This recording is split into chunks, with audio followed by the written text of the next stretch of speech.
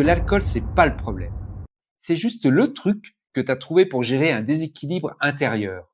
Alors moi aussi, j'ai cru que c'était normal, que c'était ma manière de faire. Mais un jour, j'ai dû me poser une question brutale.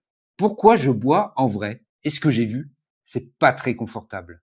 Je buvais pour anesthésier, pour ne pas sentir, pour ne pas penser, et surtout pour ne pas changer. Et quand j'ai compris ça, j'ai vu que ce que je croyais être un plaisir était en fait un gros bouton pause sur ma vie. Donc oui, à chaque fois que je buvais, je mettais un couvercle sur ce qui me dérangeait. Je remettais à plus tard le moment où j'allais devoir regarder les choses en face.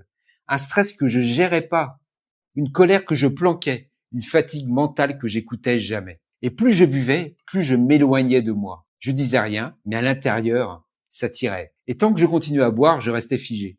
Parce que je fuyais, justement. C'était pas les autres, c'était moi. Mon inconfort, mes questions, mes blessures, tout ce que j'enterrais sous le tapis. Alors j'ai fini par me poser devant un miroir, pour de vrai, oui c'est vrai. Pas juste me regarder comme tous les matins, me regarder en me demandant qui je suis là, maintenant.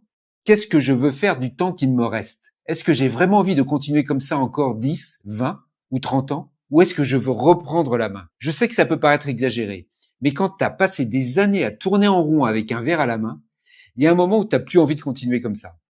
T'en as marre de te mentir. T'en as marre d'avoir cette petite voix au fond de toi qui dit « tu vaux mieux que ça ». Et si t'as des enfants, un ou une partenaire, des gens qui comptent sur toi, tu finis par te demander aussi quel impact ça a sur eux.